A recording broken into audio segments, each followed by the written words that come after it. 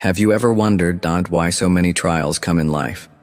Why sometimes the heart breaks, sometimes dreams shatter, sometimes loved ones drift away, and sometimes even prayers seem to stop? Most of the time we think this is punishment, or that Allah has abandoned us. But the truth is, all of this is a hidden shade of Allah's love. Trials are not punishments. Rather, they are hidden blessings. When a person is in happiness, he often becomes lost in this world. Friends, relationships, achievements, comforts, these surround him so much that the heart begins to forget Allah. But Allah never wants to see His servant forgetful. He wants His servant close to Him. And that is why, sometimes, as an expression of His love, Allah sends a trial. Remember, a trial is never random. It is always a special plan written by Allah. That means a trial is the sunnah of Allah.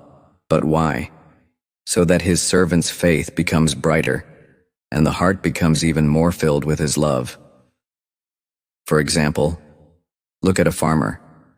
When he plants a seed into the soil, first it has to be buried under the earth, in darkness, in tightness, under pressure. But those very hardships give that seed the strength to break through the soil and rise and become a flourishing tree. If that seed had never passed through darkness and pressure, it would never have grown into a strong tree. In the same way, Allah places us in the soil of trials, so that we may rise as strong trees. So, when a great difficulty comes into your life, when it feels like everything is ending, pause for a moment and think, maybe Allah is not punishing me, but preparing me for a new life. Sometimes in the form of a trial, Allah frees you from those very things that were harmful for you. Maybe a relationship ends, but in reality it was pulling you away from Allah. Maybe a dream breaks, but perhaps that dream would have weakened your soul. Maybe a door closes, but Allah might be about to open a door for you, far greater than what you imagined. A trial is actually a short pain, but it becomes the cause of everlasting good. It is a momentary ache, yet that very ache saves your life. Likewise, the trial from Allah is a temporary pain, but a healing for the soul. My friends, there is another point to remember. Without trials, a human can never recognize his true self. When everything is easy, when paths are smooth, a person starts thinking too highly of himself. But when hardships arrive, the heart begins to bow. Tears start flowing from the eyes, and the tongue involuntarily cries out, Ya Allah, there is no one but you. And that is the very moment when Allah says to His servant, I am near. When my servant calls upon me, I respond to his call. This is the true purpose of a trial, to bring the heart closer to Allah. If you reflect, you'll realize the greatest spiritual growth happens in days of trial, not in days of ease. When a person breaks, that is when he connects. When he feels weak, that is when Allah makes him taste His strength. Always remember, if life is happening exactly according to your plans, that is Allah's trust in you. But if nothing is happening according to your plans, that is Allah's confidence in you. Because Allah knows, my servant can bear this. I am testing him, so I can raise him to a higher rank. My dear listeners, these trials are actually hidden answers to your own du'as. You prayed to Allah, Ya Allah, bring me closer to you. Ya Allah, strengthen my faith. So Allah accepted your dua. But the way He chooses is always the best according to His wisdom. Sometimes He brings you closer through ease, and sometimes through trials. That is why when a trial comes, do not panic. Keep trust in Allah, because behind every trial lies His love. A trial on the surface brings pain, but in reality it is a hidden shade of Allah's love and mercy. Now let us move forward and understand the signs which prove that a trial is truly a blessing, not a punishment. Sign number 1. the heart turning towards Allah. When a trial arrives, the very first thing that changes is the heart. That same heart, which was once tangled in worldly desires, now begins to search for peace in the remembrance of Allah. Think about it. When everything is going well, we remember Allah less. But when sorrow comes, the heart automatically whispers, Ya Allah, only you are my refuge. This turning of the heart towards Allah is, in fact, the greatest blessing of a trial, because when Allah enters a heart, all fear, grief, and restlessness slowly start to leave. The Quran says, "Indeed, the hearts find peace in the remembrance of Allah." So just imagine, if the trial had not come, perhaps we would never have found this peace. Sign number 2, the strength to avoid sins. Another priceless gift of a trial is that it protects a person from sins. When life becomes tough, one realizes the reality of worldly glitter. He understands it is all temporary, the only true support is Allah. And this realization pulls him back from wrong paths. Remember, if any hardship brings you closer to Allah, if any grief saves you from sins, then know this grief is, in fact, Allah's mercy. Sign number 3, the wealth of patience. Patience sounds like a simple word, but in reality, it is the greatest strength. It is in the moment of trial that Allah grants His servant patience, and this patience becomes a shield, one that does not let a person break. The Quran says, "Indeed, Allah is with those who are patient." Just think how great a reward this is that the Creator of the universe declares, "I am with the patient ones." This means a trial never leaves you alone. It actually brings you into the nearness of Allah. Sign number 4, the sweetness of dua increases. When everything is easy, our prayers often become shallow, just words on the tongue without depth in the heart.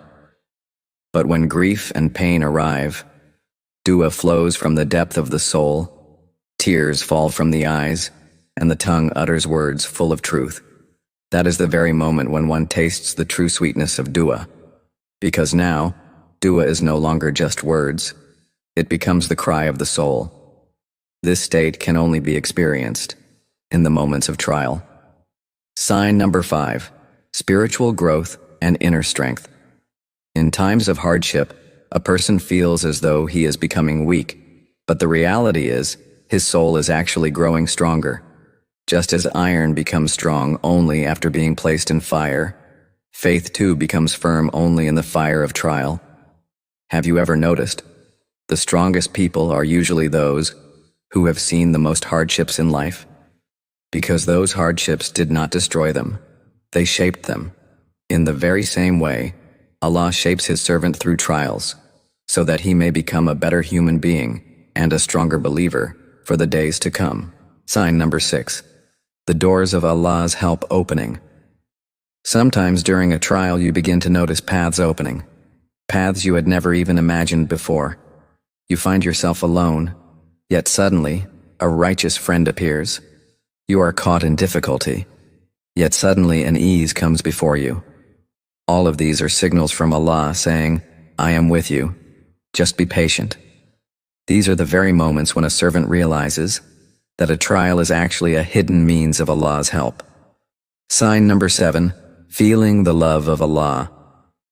The most precious reward of a trial is that a person begins to feel Allah's love. He sees that when everyone left, Allah stayed. When all doors were closed, Allah kept His door open. When everyone turned away, Allah embraced His servant. This feeling of love is a wealth that only those who pass through the journey of trials can ever receive. And this very feeling changes a person's entire life. My dear ones, from all these signs it becomes absolutely clear that a trial is not a punishment, but a hidden blessing. It is Allah's way of pulling His servant out of worldly heedlessness and immersing him in His love. Remember, every trial is an exam, but behind it lies Allah's love and wisdom. Just like a teacher gives the most difficult question only to his most capable student. In the same way, Allah gives great trials only to his special servants, because he knows, my servant can bear this, and after this trial, I will raise him to a higher rank. My dear brothers and sisters, in the earlier parts we understood that a trial is in fact a reflection of Allah's love and wisdom, and its signs bring us closer to Him. Now the question is, when a trial comes, what should we do? What attitude will bring us even closer to Allah's mercy and turn this trial into a hidden blessing? Come, let us reflect on some important aspects of this. The first attitude, the path of patience and acceptance. In times of trial, the very first and most important thing is patience. But patience does not only mean silent endurance. It means holding a deep conviction in the heart that every decree of Allah is the very best for me. In the Quran, Allah says, it may be that you dislike something, while in reality, it is good for you. That very pain which you thought was harmful may actually be hiding your benefit within it. Patience means surrendering our thoughts to the wisdom of Allah, keeping faith in the heart that whatever is happening is my Lord's love, not His punishment. The second attitude, strengthening your du'as. In moments of trial, dua is the most powerful weapon. But dua is not just an act of asking, it is a bond with Allah. When a prayer flows from the heart, it brings the servant closer to Allah. The hadith says, dua is worship itself. So in the time of trial, make dua the center of your life. Cry before Allah, break down before Him, beg with humility. Remember, dua is never wasted. Either it is granted, or in exchange a calamity is removed, or it is saved for the hereafter as treasure. The third attitude, showing gratitude. It may sound strange. How can one give thanks during a trial? But the truth is, gratitude is the secret that transforms pain into peace. When you thank Allah, even in hardship, you are in fact declaring, Ya Allah, I am pleased with your decision. And remember, Allah says, if you are grateful, I will surely give you more. So giving thanks in times of trial actually opens the doors for the next ease. The fourth attitude, trusting in Allah. In difficult times, people often run towards others, to relationships, to supports. But the real peace only comes when one places full trust in Allah. In the Quran, Allah says, whoever relies upon Allah, He will be enough for him. So the moment of trial is actually teaching us not to tie our hopes to creation, but only to the Creator. When you trust Allah, He opens paths for you that you had never even imagined. The fifth attitude, continuing good deeds. Many people in moments of trial grow tired and abandon good deeds. Their prayers become weak. Their recitation becomes less. Their charity stops. But the true successful one is he who holds firmly to goodness even in hardship, because it is these very good deeds that act as light in the darkness. The hadith says, the most beloved deeds to Allah are those that are done consistently, even if they are small. So, in difficult times, do not abandon good deeds. Rather, hold on to them even more. This attitude itself transforms a trial into a blessing.